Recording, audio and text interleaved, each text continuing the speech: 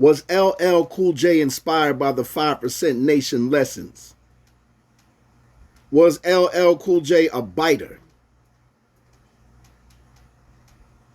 Did L Shabazz ghostwrite for LL Cool J when he was in between the ages of 14 and 15? New on the industry scene, on the underground scene. Did they ever battle? LL was in fact a battle rapper at the same time he started his career, and so was L Shabazz out there in them streets, representing the nation of gods and earth, then known as the 5% Nation.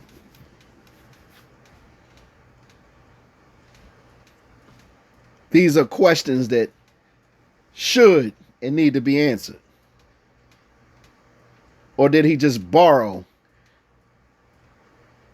things that he's learned from L Shabazz in that day and time, in the early to mid 80s, before he perfected his pen and started his incredible career in hip hop? LL was in fact influenced by L Shabazz at early street cipher style,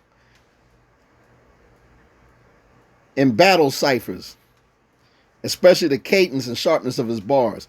LL admitted in a buried interview that Shabazz street rhymes made him rethink how to balance slick radio appeal with authentic hard edge delivery.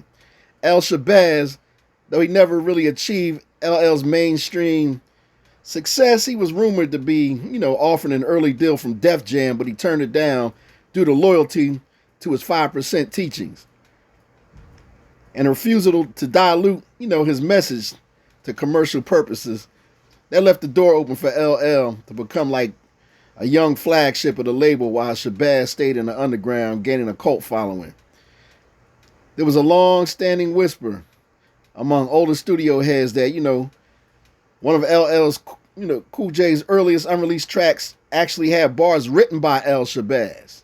And you heard him even saying L Shabazz in one of them, interludes. Back when LL was still perfecting his pen game, that was around age 15, late 14. The ghostwriting claim was never officially confirmed, but a few early demo tapes that was passed around Queens, New York, reportedly showed stylistic fingerprints that resembled Shabazz's vocabulary-heavy style with knowledge of self interwoven in it. This is a hell of a question to ponder. Did LL Cool J fashion himself around L Shabazz and his style and what he was saying in the early to mid 1980s before LL blew up? Could you say the same about Nas, Nasty Nas, before he hit the recording scene as far as recording music?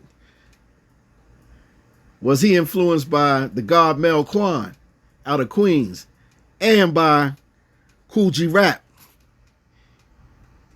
MC Shan, and other Queens natives, not so much from Queensbridge, but Queens natives that, preceded him, because his style sound a lot like his predecessors out of Queens. And I ain't gonna hold you, with Nas, Halftime sounds like Crunch Time. Both of them singles came out around the same time. I don't know, it's something to ponder, man. As great as Queens MCs have always been, there's always been a stigma that a lot of them was biting styles before they blew up. It's just conjecture, maybe. But it's also deep conversation. Something to debate about in the barbershops, street corners, in any type of setting where hip-hop dwells. Did LL Cool J, quote-unquote, borrow from the god L Shabazz? Light skin, television.